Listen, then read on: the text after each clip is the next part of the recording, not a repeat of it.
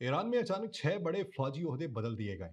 बज़ाहिर ये मामूल की तकर्रियां लग सकती हैं, मगर अगर वक्त को देखें तो फिर पूरी की पूरी तस्वीर बदल जाती है। ये तब्दीली एक ऐसे मरहले के ऊपर हुई है जब ईरान ने एक तरफ अमेरिका के साथ कशीदा मुज़ाकरात, दूसरी तरफ अगर देखा जाए तो आबनाए हरमुज़ के मुस्तकबिल, उसके कंट्रोल, और तीसरी तरफ जंग के बाद अपनी फौजी साख्त की असर नौ तामीर के मरहले के अंदर मौजूद है।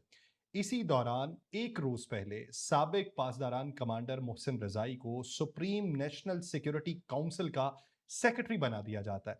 फिर उसके अगले ही मरहले में अहमद वहीदी को पासदारान इनकलाब का सरबराह बना दिया जाता है।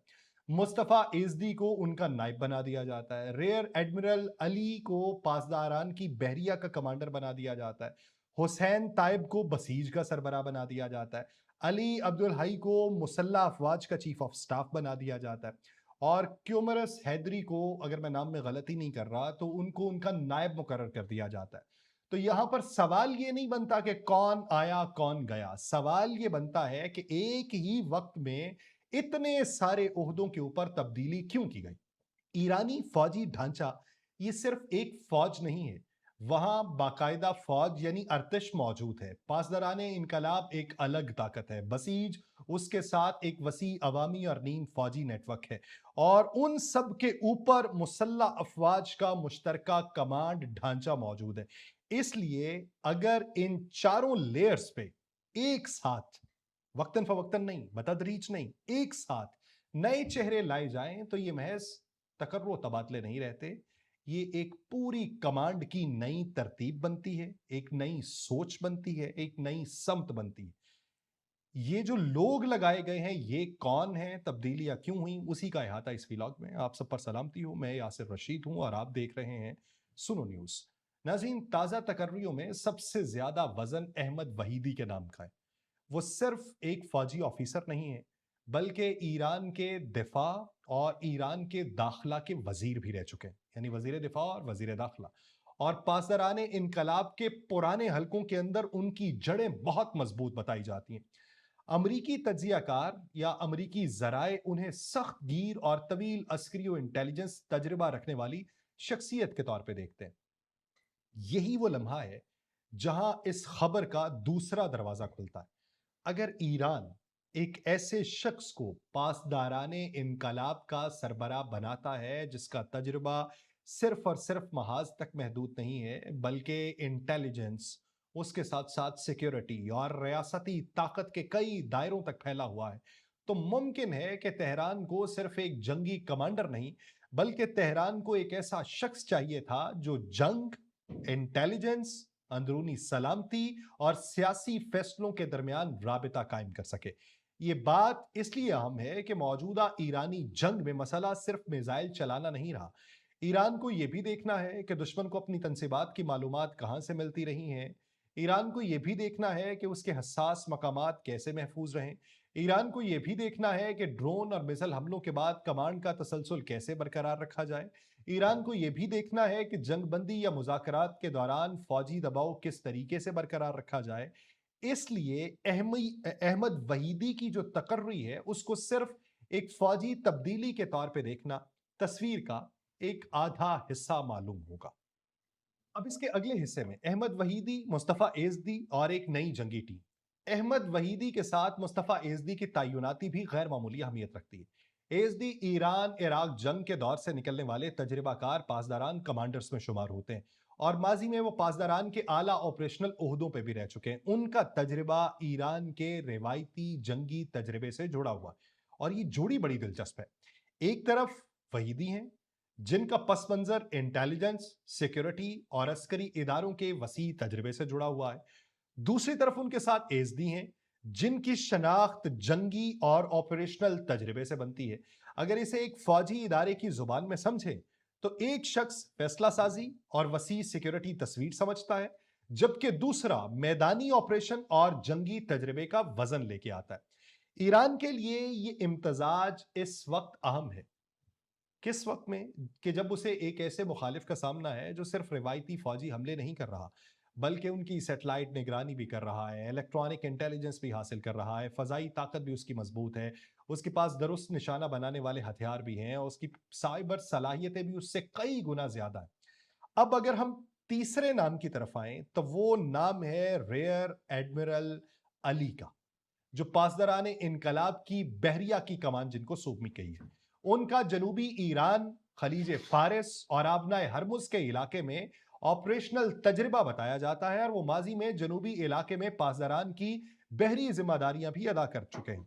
और ये तकर्री भी इत्तफाक से नहीं देखी जा सकती, क्योंकि इस वक्त ईरान और अमेरिका के दरमियान सबसे हसास मामला सिर्फ जौहरी प्रोग्राम नहीं, बल्कि वो स्टेट ऑफ हरमुज भी है। ईरान हरमुज को अपने दिफाई दबाव के अहम तरीन आलात में शुमार करता है। अमेरिका चाहता है कि तजारती जहाजों की आमदोरफ्त मामूल पे आए। खलीजी रियासतें ये चाहती हैं कि तेल की तरसील महफूज रहे। ओमान जो है वो मुज़ाकरात में किरदार अदा कर रहा है और ईरान इस पूरे मामले के अंदर अपनी जोग्राफियाई पोजीशन को मुज़ाकराती ताकत के तौर पे इस्तेमाल कर रहा है। ऐसे वक्त के अंदर पासदारान बहरिया की कमान एक ऐसे ऑफिसर के हाथ में देना जिसे जनूबी साहिली इलाके और हरमुज के जोग्राफिये का तजुर्बा भी हो, इस तब्दीली को बहुत सारे मानी फराहम करता है।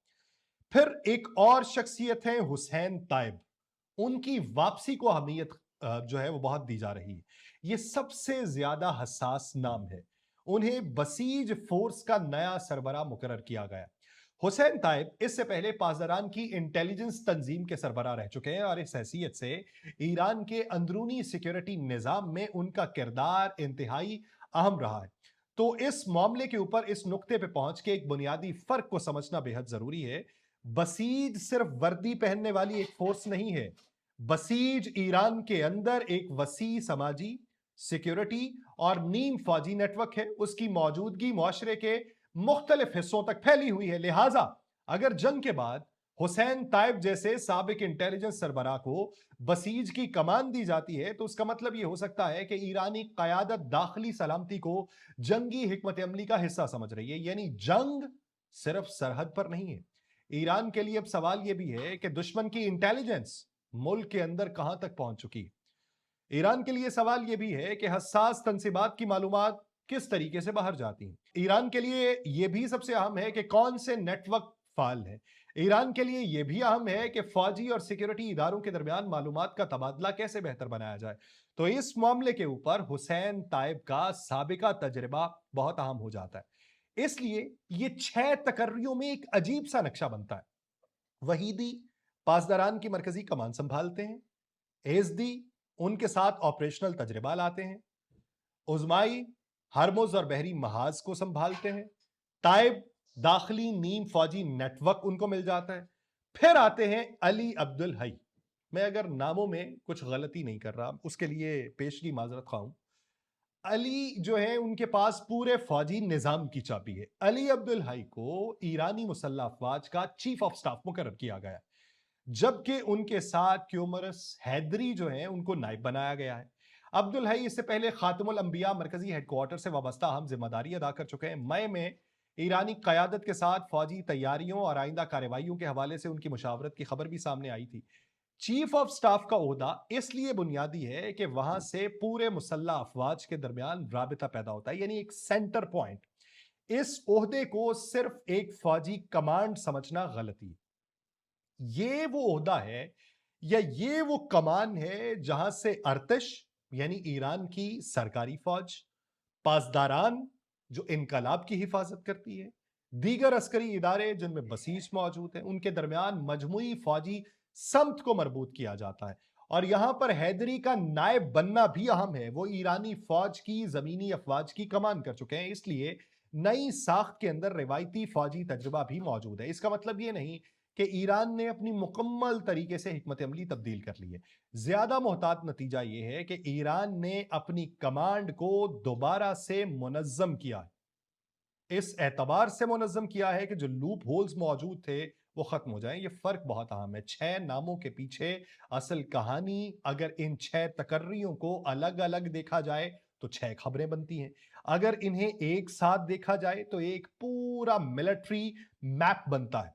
ایران ایک ایسے مرحلے میں موجود ہے جہاں اسے جنگ کے بعد اپنی دفاعی نظام کو دوبارہ منظم کرنا ہے، اور ایسے وقت کے اندر قیادت کے لیے سب سے بڑا خطرہ صرف دشمن کے فائٹر جیٹس نہیں ہے، بلکہ سب سے بڑا خطرہ ان کی کمانڈ کے اندر خلا کا ہے، ان کے انفارمیشن کا لیک ہونا ہے، اداروں کے درمیان رابطوں کا ٹوٹنا ہے، فیصلہ سازی کے اندر تضاد کا ہونا ہے۔ اس لیے نئی تقرریوں میں جنگی تجربہ رکھنے والے پرانے کمانڈرز کی واپسی نمایاں ہے، اور یہ تبدیلی جو ہے یہ فوجی اعتبار سے اس لیے نہیں ہے کہ محسن رضائی کی سپریم نیشنل سیکیورٹی کونسل میں آمد کے ساتھ اسے پولیٹیکل اور سیکیورٹی لیئر سے بھی جوڑا جا رہا ہے۔ محسن رضائی تقریباً 16 برس پاسداران کے کمانڈر رہے ہیں، اور ایران عراق جنگ کے بیشتر عرصے میں اس ادارے کی وہ قیادت بھی کرتے رہے۔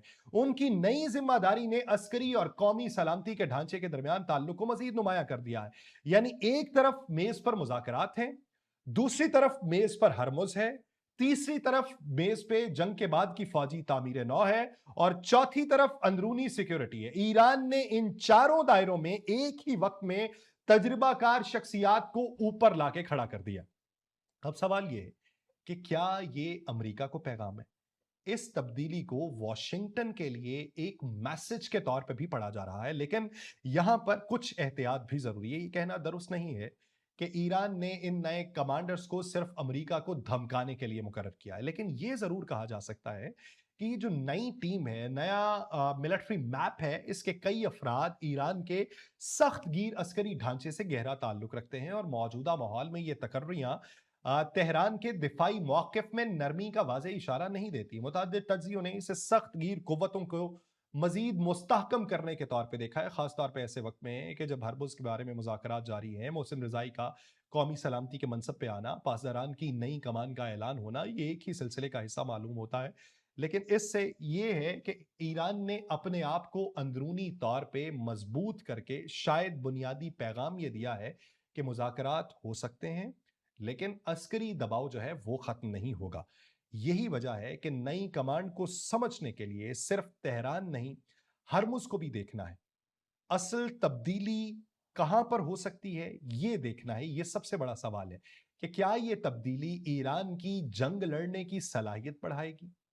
مختصر اس کا جواب یہ ہے کہ فوری طور پر ہتھیاروں کی تعداد نہیں بڑھے گی، مگر کمانڈ اور کمانڈ کے درمیان جو رابطے ہیں ان کی صلاحیت بہتر ہو جائے گی۔ جنگ میں ایک میزائل کی طاقت صرف اس کے وار ہیڈ سے نہیں بنتی، اس کی طاقت اس کے پیچھے انفارمیشن سے بنتی ہے، فیصلے سے بنتی ہے، کمانڈ سے بنتی ہے، مواصلات سے بنتی ہے، لانچ سے بنتی ہے، دوبارہ نشانہ بندی سے بنتی ہے، نقصان کے بعد متبادل نظام سے بنتی ہے۔ تو ایران نے حالیہ جنگ کے اندر یہ سبق سیکھا ہے کہ امریکہ کے کئی اعلیٰ سطح کی عسکری شخصیات کو نقصان پہنچا ہے، لیکن اس کے ساتھ ساتھ اس کی اپنی اعلیٰ سطح کی عسکری شخصیات کو جسمانی طور پہ، جانی طور پہ نقصان پہنچا۔ امریکہ کی جو تنصیبات ہے مڈل ایسٹ کے اندر ان کو نقصان پہنچا ہے، لیکن ان کی اپنی حساس تنصیبات کو بھی نقصان پہنچا ہے۔ لیکن اس کے باوجود ایرانی میزل اور ڈرون کارروائیاں جاری رہیں۔ اب نئی تقرریوں کا مقصد ممکنہ طور پہ یہی ہے کہ آئندہ کسی حملے میں ایک شخص یا ایک ہی مرکز کو نشانہ بنا کے پورے نظام کو مفلوج نہ کیا جا سکے، یعنی قیادت کو دوبارہ بنایا جائے مگر نظام کو ایک شخص کا محتاج نہ رکھا جائے۔ یہ جنگ کے بعد کی فوجی تعبیر نو کا سب سے اہم سبق ہو سکتا ہے۔